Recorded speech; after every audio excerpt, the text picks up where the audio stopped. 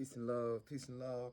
As the rising sun commences this new day of navigation, I want to be sure that we be cognizant of a situation that currently pertains to the symptoms that are presented in North America. So this is just an ancillary for those who don't know, but for those who are aware, continue to travel in light and Islam.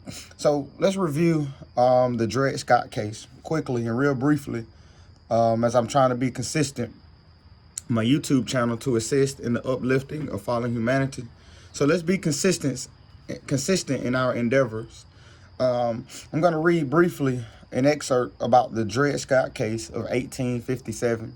If you haven't heard about it, research it. It's very, very, very interesting. So let's begin.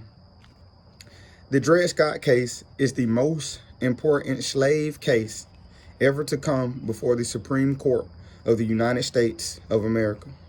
This case was argued before the Supreme Court in 1856 to 1857, involving the bitterly contested issue of the status of slavery due to citizenship in the United States. Essential to the case is the issue of status. All natural people who have been subjected to European-initiated slavery should be well aware of this case. It is also important for researchers and scholars to note the Supreme Court's classification on the petitioner. The petitioner is someone who is filing something. The petitioner is the one that's bringing a claim against the defendant. So now you know what a petitioner is. Impacting the status in the suit as plaintiff in error. Plaintiff in error. That's a mechanism that they like to use, plaintiff in error.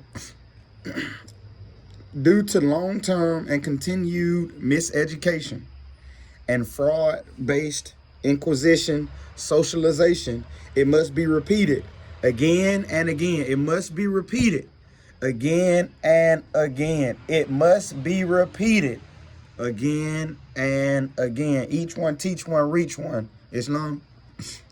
The Dred Scott case is the most important slave case ever to come before the Supreme Court of the United States of America. Do we have your attention? The following is a brief concerning the Dred Scott case as presented in the Henry Campbell's Black Law Dictionary, which is one of the most popular and well-read law dictionaries. Extended research can be done on this case in any law library. The Dred Scott case is also dealt with in most home encyclopedias. The Dred Scott case is the case in which the United States Supreme Court,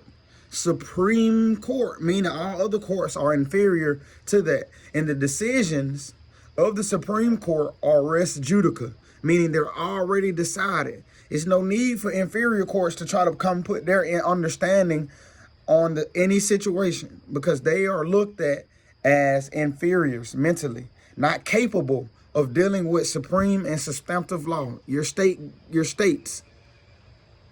superior courts are not the Supreme Court. Your state courts are not the Supreme Court. The Supreme Court has already decided on certain things. So any court that comes in contrary of that decision is waging war against the Constitution. That's treason, okay? All public officials have taken an oath to uphold the contract or the trust agreement from the Moors and the European nations, a dual nation. So this must be repeated. The Dred Scott case is the case in which the United States Supreme Court held that the descendants of Africans who were imported into this country and sold as slaves were not included, nor intended to be included under the word citizen in the Constitution, whether emancipated or not. and remained without rights or privileges except such as those which the government might grant them. This is the Dred Scott case versus Sanford. Sanford was Dred Scott's so-called slave master. I mean, he was his slave master. So let's analyze that and let's read it again. It's your job, whoever's looking at this, to take this video, to like, to comment, to subscribe, to give it to another brother, to give it to another sister. I'm going to keep the video short and sweet. You go look it up and challenge it for yourself. This is Supreme Court ruling. It's not about emotions and how you felt. Anybody. You see what I'm saying? Anybody. The Dred Scott case is the case in which the United States Supreme Court held that descendants of Africans who were imported into this country and sold as slaves were not included, nor intended to be included under the word citizen in the Constitution, whether emancipated or not, and remained without rights or privileges except such as those which the government might grant them. And that's the Dred Scott versus Sanford, 60 U.S. 19 HOW dot 393, 15 L dot ED dot 691. Many scholars have emotionally argued that the Dred Scott case was a proof that European occupiers at North America were and are racist. I say that much statement, though having some valid points within the argument, are not well thought out and are flawed in many respects. One little addressed and important point is that there is only one race, and that is the human race. The human race is divided into extended families, known universally as nations, nationalities. Clearly, diversity of nationality presents a jurisdiction and venue consideration before the court. Thus, a clarification and specified nation citizenship was in order. Therefore, the substantive nomen subject matter should have been reviewed and read before the court.